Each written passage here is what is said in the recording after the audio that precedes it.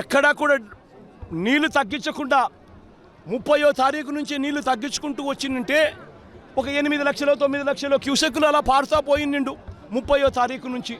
అప్పుడు ఈ మాదిరిగా భీకరంగా 11,35,000 క్యూసెక్కులు వచ్చే పరిస్థితి ఉండేది కాదు. ఈ మాదిరిగా ఫ్లడ్ ఉండే పరిస్థితి ఉండేది అంతకన్నా కాదు. కానీ రాష్ట్ర ప్రభుత్వం తీవ్రంగా జాప్యం చేసి ఏకంగా చంద్రబాబు నాయుడు గారు అనే వ్యక్తి తాను ప్రజలను పట్టించుకోవాల్సిన ఆవశ్యకతను పూర్తిగా మర్చిపోయి రెడ్ బుక్ పాలనతో పరిపాలన సాగిస్తూ కక్ష సాధింపుల మీదనే ధ్యాస పెడతా ఉన్నాడు తప్ప గవర్నెన్స్ మీద ఏం చెయ్యాలి అన్న దాని మీద ధ్యాస లేకనే ఇది మ్యాన్ మేడ్ ఫ్లడ్ కింద ఇంత భీకరంగా తయారైన ఫ్లడ్ ఇది. దీనికి గన 30వ తారీఖు నుంచే పర్ఫెక్ట్ ప్లానింగ్ గన చేసిందంటే మనకు బుధవారం నాడు అలర్ట్ వచ్చినప్పుడే తుఫాన్ రాబోతా ఉంది అని చెప్పి అలర్ట్ వచ్చినప్పుడే మనం కానీ ప్లానింగ్ చేసి ఉండింటే తుంగభద్ర నుంచి వచ్చే నీళ్ళు శ్రీశైలం నాగార్జున సాగర్లో ఆగి ఉండేటివి. పులిచింతల్లో మూసీ నది నుంచి వచ్చే నీళ్ళు ఆపుకొని ఉండవచ్చు. తర్వాత ఉపనదుల నుంచి వచ్చే నీళ్లు ఏదైతే ఉందో ఆ ఉపనదుల నుంచి వచ్చే నీళ్లు పారినా కూడా ఇంత తీవ్రమైన డ్యామేజు ఎక్కడా కూడా ఉండే పరిస్థితి కూడా ఎక్కడా ఉండదు. బుడమేరు అనేది బుడమేరు నుంచి వరదలు వస్తూ ఉన్నాయని తెలుసు. బుడమేరు నుంచి వస్తూ ఉన్న వరదలను కూడా ఇక్కడనే పంపించే కార్యక్రమమే చేశారు. శనివారం రాత్రి ఒక అలర్ట్ లేకుండా ఒక సిగ్నల్ లేకుండా నీళ్లు బుడమేరు నుంచి గేట్లు ఎత్తేశారు. ఎంత దారుణమైన పరిస్థితి అనంటే వలగలేరు హెడ్ రెగ్యులేటర్కి సంబంధించిన లాకులను 11 లాకులను శనివారం రాత్రి అర్ధరాత్రి దాటిన తర్వాత ఎత్తారు. అలర్ట్ లేదు. ఇక్కడ ఈ ప్రాంతంలో ఉన్న ప్రజలకు కనీసం చెప్పడం లేదు. ఎత్తేసినారు. ఎందుకు ఎత్తినారు? చంద్రబాబు నాయుడు గారు ఉన్న ఇల్లు కరకట్టు మీద ఉన్న ఇళ్లకు ఆ ఇంటికి సంబంధించిన ఆ నీళ్లు పోకుండా రక్షించుకునే దానికోసం విజయవాడలోని ఈ ప్రాంతాన్ని అంతా కూడా నీటిమయం చేశారు చంద్రబాబు నాయుడు గారు. నేను అడుగుతా ఉన్న ప్రతి ప్రశ్న కూడా లాజికల్గా అడుగుతా ఉన్నాను. బుడమేరు డ్రైన్ కనీసం బ్రీచ్ అయింది కూడా తెలియదు. బుడమేరుకు గేట్లు ఉన్నాయని మాట్లాడతారు. వీళ్ళు ఎట్లా సీఎంలు అయ్యారని నాకైతే అర్థం కాదు. అది నేరుగా వస్తుంది. దానికి కాలువలో వచ్చి పోతే కృష్ణాకి వెళ్తుంది.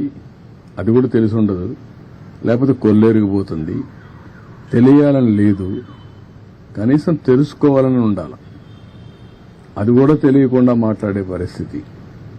ఇంకొక పక్క మా ఇల్లు కాపాడుకోవడానికి బుడమేరుకు నీళ్లు పంపించామంట. ఏం మాట్లాడతారండి? ఎంత అజ్ఞానం, లేకుంటే విచ్చలవిడితనం. ఏది చెప్పినా నమ్మతారని, ఏదో ఒకటి వాగితే ఏమీ చేయలేదని. వచ్చింది వర్షాలు నిన్న రాత్రి జరిగింది. తెల్లవారే కొందుకు అందరం పరిగెత్తి ఎక్కడెక్కడుందో అన్ని జిల్లాల్లో కూడా ఫుడ్ పాకెట్స్ తయారు చేసి కొన్ని ఎయిర్ లిఫ్ట్ తీస్తున్నాం, కొన్ని తెప్పిస్తున్నాం. ఇక్కడ హోటలర్స్ అందరికీ చెప్పాను, ఇది మీ బాధ్యత. గవర్నమెంట్ ఈరోజు మేము డిమాండ్ చేస్తున్నాం, కమాండ్ చేస్తున్నాం, ఆదేశాలు ఇస్తున్నాం. ఎవ్వరికి ఎగ్జంప్షన్ లేదు. మీరు ఇన్ని లక్షల పాకెట్లు చేయాలంటే చేయాల్సిందే. మీరు సప్లై చేయమని ఆదేశాలు ఇచ్చాం. కలెక్టరేట్ ని సెక్రటరియట్ గా చేసుకుని చీఫ్ సెక్రటరీ మొదలుకొని చీఫ్ మినిస్టర్ మొదలుకొని ఇక్కడే ఉన్నాం.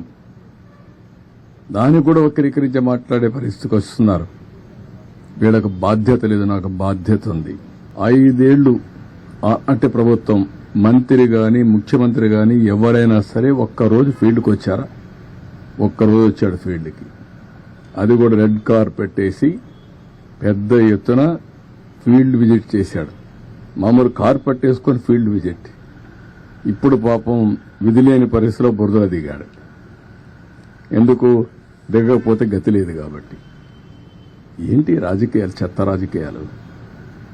ఏం మాట్లాడుతున్నారు మీరు? మీరు మాకు తుఫాన్ గురించి, సైక్లోన్ గురించి, డిజాస్టర్ గురించి మాట్లాడే పరిస్థితి మీకుందా? తెలుగుదేశం పార్టీ ఎప్పుడు కూడా ఒక బాధ్యత కలిగిన పార్టీ. ఇవన్నీ తప్పుడు ఆరోపణలు కట్టిపెట్టండి. వాస్తవాలు మాట్లాడండి. ఏమీ తెలియకుండా బుడమేరు గేట్లు ఎత్తలేదు, ఎత్తారు అని మాట్లాడడం, లేకపోతే ముఖ్యమంత్రి గారి ఇంటికి ముంపు గురి కాకుండా ఏంటంటే గురి అయితే నీళ్లు వచ్చాయి, వస్తాయి, ఏమైపోతుందండి? అందరి ఇళ్లకు వచ్చాయి. మొత్తం విశాఖపట్నం సగం మునిగింది, నీళ్లు వచ్చాయి. నీళ్లు వచ్చినప్పుడు ఏమవుతుంది? అదే మరి అమరావతి ఏదో నీళ్లు వచ్చేసే అమరావతి మునిగిపోయింది, అమరావతి దాని మీద ప్రాపగండ, ఏమీ జరగలేదు అక్కడ.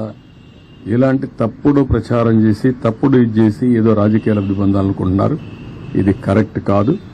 నేను ఎప్పుడూ 45 ఏళ్లు నా రాజకీయ జీవితంలో ఇంత పనికిమాలిన పార్టీని, పనికిమాలిన ప్రచారాన్ని ఎప్పుడు చూడలేదు. ఏది ఏమైనా తెలుగుదేశం పార్టీ చాలా స్పష్టంగా ఉంటాం. ఎక్కడికక్కడ ఇలాంటి తప్పుడు ప్రచారాల్ని ఖండిస్తూ ఎవరైనా సరే నేరాలు చేసి రాజకీయ లబ్ధి పొందాలనుకుంటే మాత్రం చాలా స్పష్టంగా ఉంటాం.